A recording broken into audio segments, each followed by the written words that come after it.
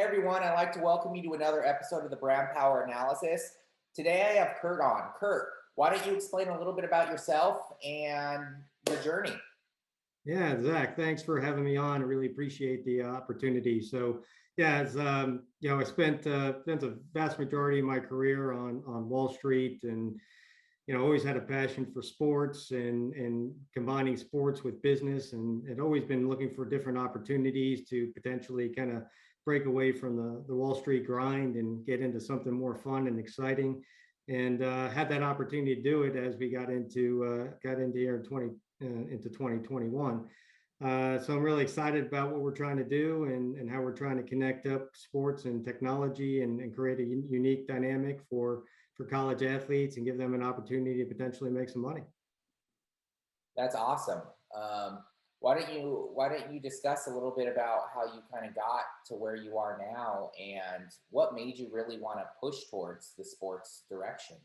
Yeah, no, that's a good question. I think sports always kind of coursed through my veins. I had the opportunity to play at least through high school, and obviously was a little bit limited in my opportunities to pursue that on a post high school basis in the college. But despite that fact, I've always had that passion and drive, and I think it's just a dynamic where it's like you're basically on the scoreboard constantly, right? Whether you're playing baseball every day and you got a batting average or whatever, if you're playing football every week, it depends on your performance, but it's what you put into it is what you get out of it, and the preparation element of it. So all those things just always kind of formed my life during my business career. And I just see an opportunity and wanted to drive an opportunity here to kind of connect the business element with the sports, right? And after 30 years of going at it on Wall Street, I finally had an opportunity to step away and figure out what I wanted to do, and what I wanted to be when I grew up. And I kind of came across this unique intersection of technology related to non-fungible tokens and sports related to the changes in the name, image, and likeness elements for college sports. And I thought it'd be a really cool way to take those two things with my business experience and kind of bring that to the marketplace. Yeah, that's great. Why don't you I mean, that's really interesting, and I know we've talked in the past. I mean, it's your not ability, but your experience in the world of Wall Street, I think probably plays a huge part into what you're doing now, and not to intimidate anyone who's on here, but I mean, I know that you're kind of doing something that's trying to compete with the NFT side. So why don't you discuss a little bit more about that, the business, what it is, and how it works? Yeah, yeah. So the name of the company is Legacy League. It was formed in May of this year, along with one of my former colleagues from my Wall Street days. His name's Stuart Bush, and he brings a lot of great expertise around the technology front that I didn't have. My emphasis and focus is on the business and corporate development front, and quite frankly, something that a lot of people, even those that are pretty close to me, don't really recognize is I'm actually also a assistant football coach at a Division III university in Texas. So having that engagement with the college athletes at that level, and helping them, figure out what they're going to do, not only in college, but once they get out of college, and then being uh, able to be engaged with them on a more direct basis and giving them an opportunity to figure out ways on how to become business people on their own, right? Because that's effectively what our business model is. We are set up to empower college athletes to monetize their name, image, and likeness by using non-fungible tokens. That's really what we're set up to do. Plain and simple. And from a student athlete standpoint, right? They haven't had opportunities necessarily to go out and generate some incremental income. So the way we kind of see this dynamic is, take my Wall Street experience and kind of marry it up with what we're trying to do here is I kind of see the athlete as their own corporation, right? And then I see an NFT as a stock of that corporation, right? So then as an athlete, only 2% of athletes are going to have the opportunity to go play at a professional level. And even when they go and do that, it's going to be a very brief and short career. So now what we're giving them an opportunity to do is kind of build some resume material beyond their athletic dynamics as well. And they could effectively say, hey, look, I was a CEO of my own corporation. I issued my own stock in effect through these NFTs. I went out and was an investor relations person for my own business, right? I had to go out and market and promote my own brand and awareness, and I had to create more awareness around that. And hence here's what I've been able to learn, right? It's what you've been able to learn plus what you've been able to earn. Now, some people may not earn a lot from it, but they're going to learn a tremendous amount, and they're going to make themselves even more marketable once they get out of college. Well, that sounds awesome. So, and I know you're mentioning a lot of talk about college athletes and not professionals. Like you said, it's that there's that 2%, only that 2% that makes it.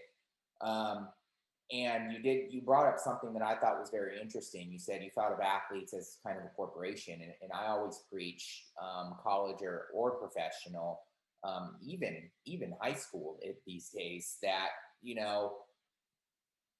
as an athlete, you're basically a business. Yes, you're a personal brand, and you eventually move into a corporate brand status. But you have this ability to leverage your in-game appearance and what you're doing to kind of grow something outside the game.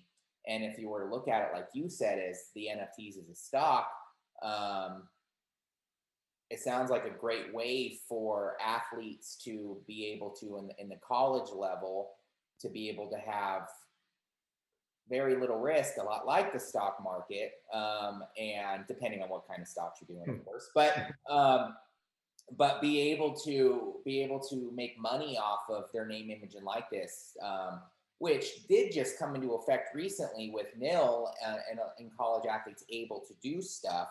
So, with that said, and kind of going back to what you said with how you felt when you got into sports, and you felt, oh, you were really intrigued by the successes and the failures and the determination of athletes. Why don't you dive in a little bit more in your thought process behind this, and why you feel like this is such a good opportunity for athletes to utilize your new platform?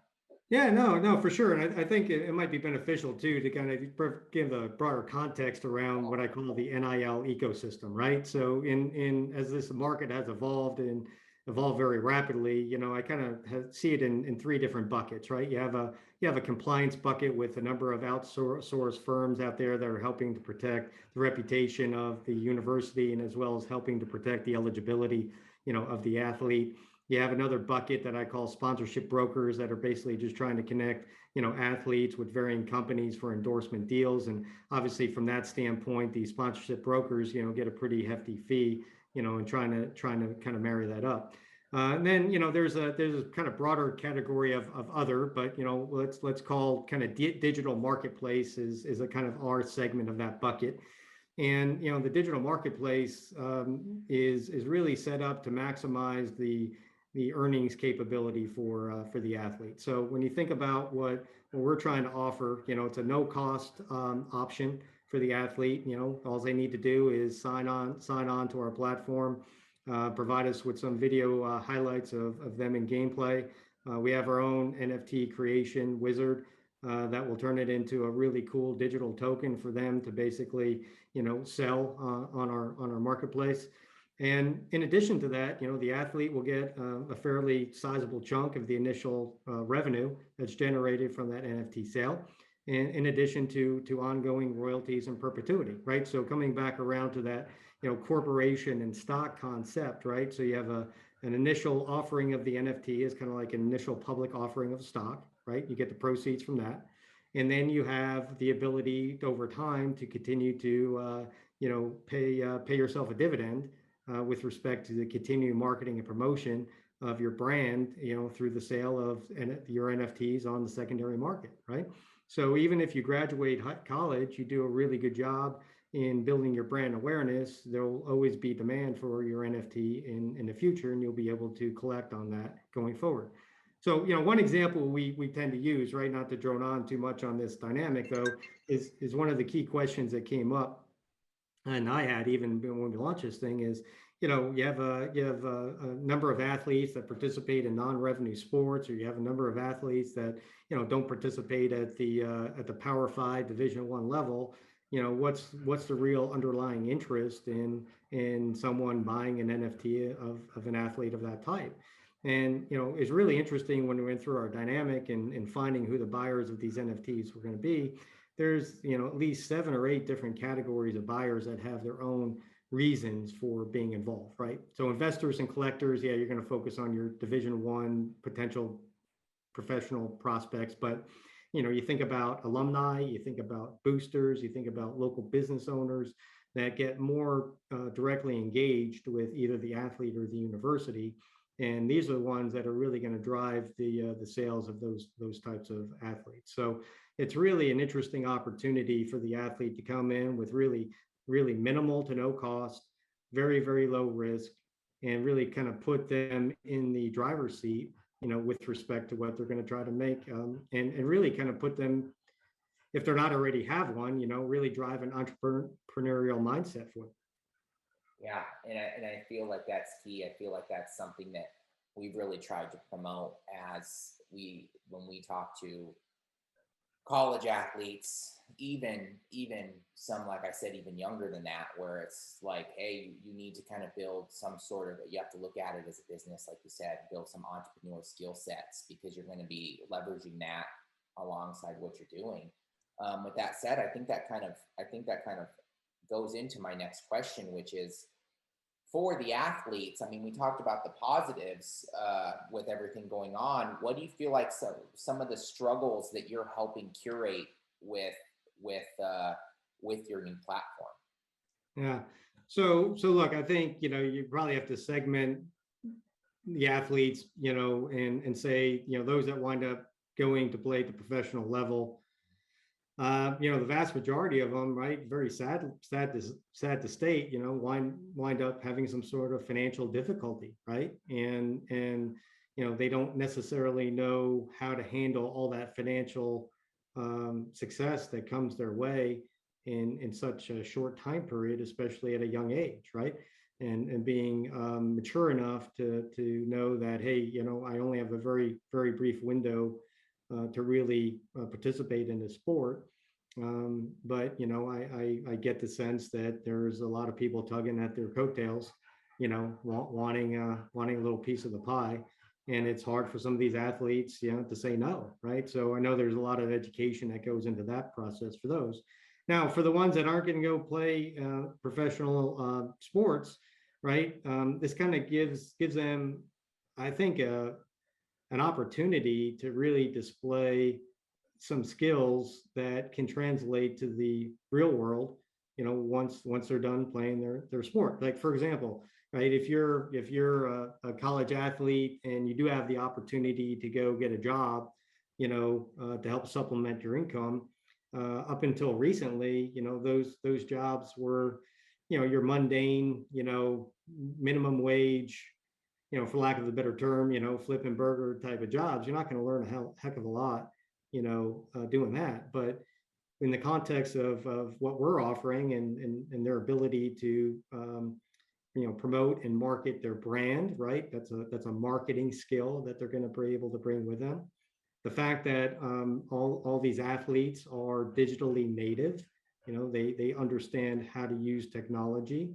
This is another avenue for them to utilize that skill set, and you utilize it in an emerging market space, whether it's non-fungible tokens or on marketplaces that may require cryptocurrency, which, by the way, ours is not going to require that up front, but something we could do.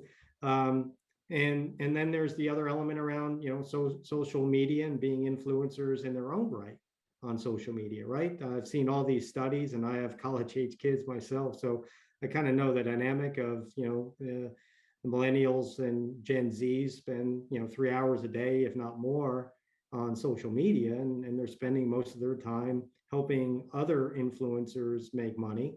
So all they really need to do is reallocate a portion of that time to focus on marketing their own brand and marketing with their own image, if you will, to generate income for themselves, right? And then that's another skill set that they should be able to take with them and be able to then, put on their resume and put them at the front of the line, for potential jobs once they graduate.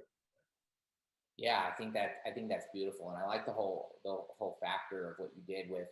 I mean, because even me being a beginning stage of a millennial, born, I would, I won't say my age, but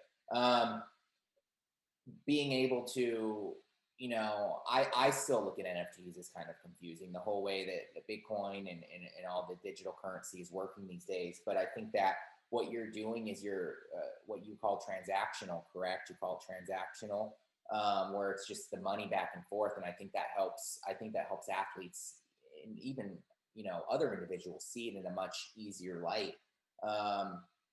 So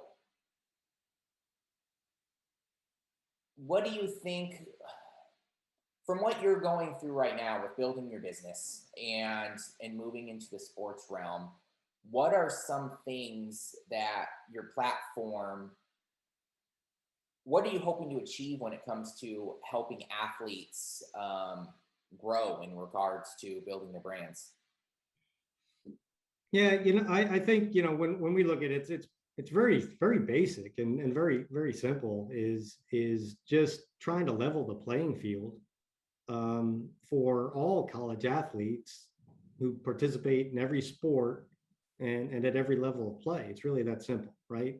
Again, the top 1 to 2% of athletes that will have an opportunity to go play at a professional level, they're going to have a lot of things thrown their way.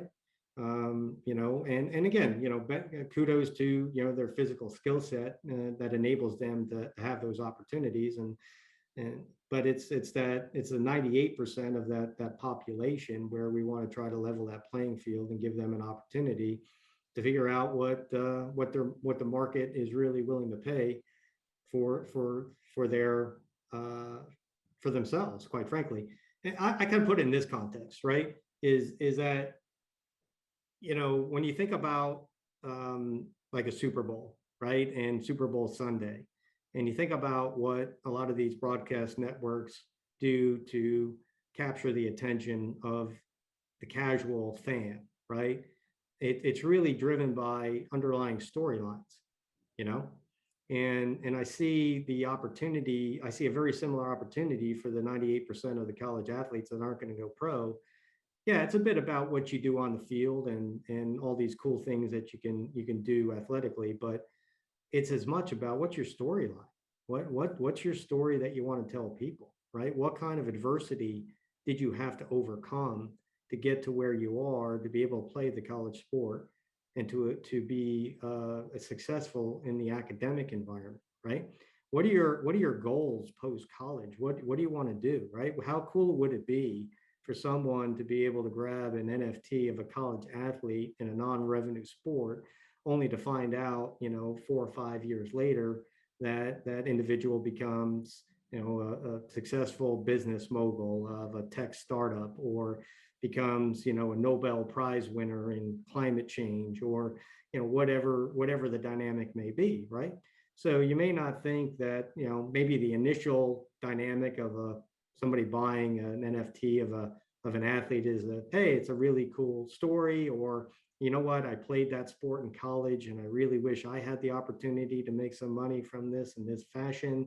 Or you have a booster that really didn't have a legal and compliant way to necessarily pay an athlete. So now they can actually buy the NFT, which is a product, right?